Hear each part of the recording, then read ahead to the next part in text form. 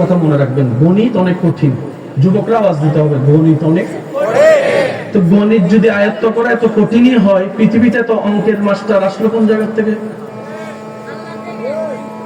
আপনারা কি আমার কথা বুঝতেছেন?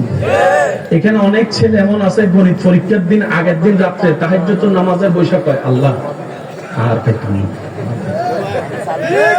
একবার পরীক্ষায় ফার্স্টটা করাই দাও, জীবনে আর মাইয়ার দিকে চোখ দিয়ে তাকাইতাম না। যুবকদের আওয়াজ লাগবে তো, কথা বলেন ঠিক কিনা? রসায়ন পরীক্ষাটা একটু পাস করাই দাও, আর জীবনে কোনোদিন নামাজ বাদ দিতাম না। আছে না?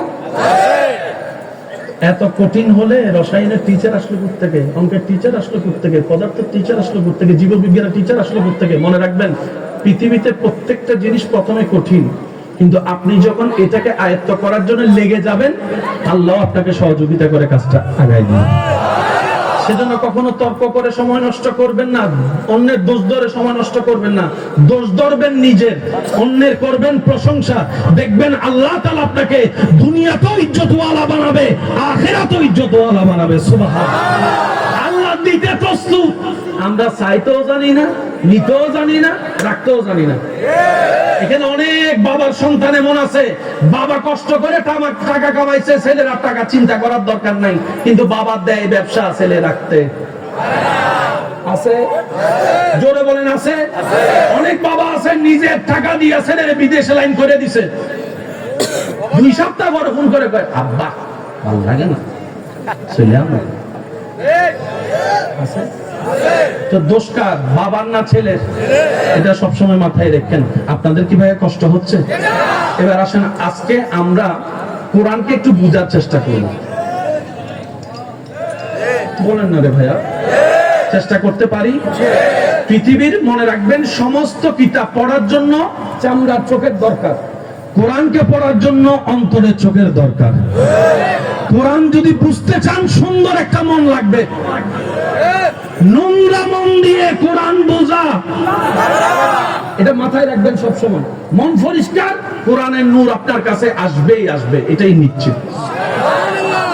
এবার আসেন, আল্লাহ বলে যে হাবিব,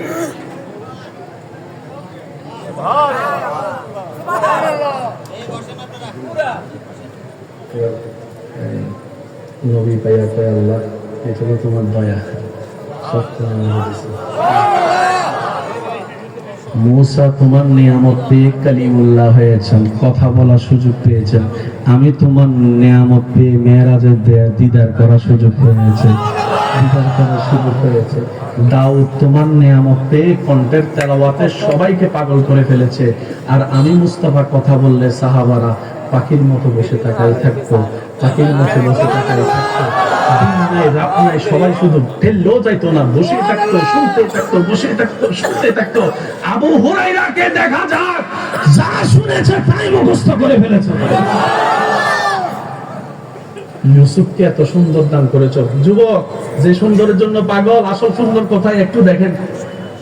ইউসুফ নবীকে আল্লাহ নিয়ামত দেওয়ার কারণে সৌন্দর্যের মহিমা এমন পর্যায়ে পৌঁছায় গিয়েছে, মিশরের নারীরা আপেল লেবু কাটতে গিয়া খবর নাই, হাত কেটে ফেলছে, রক্ত পড়ে, খবর নাই, খবর নাই।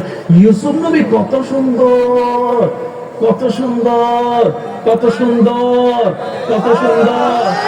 হাসরের ময়দানে সেই ইউসুফ নবীও মুগ্ধ হয়ে যার চেহারার দিকে তাকায় থাকবে, সেটাই আপনার নবী রাহমাতুল লিল আলামিন। মাথায় রাখবেন।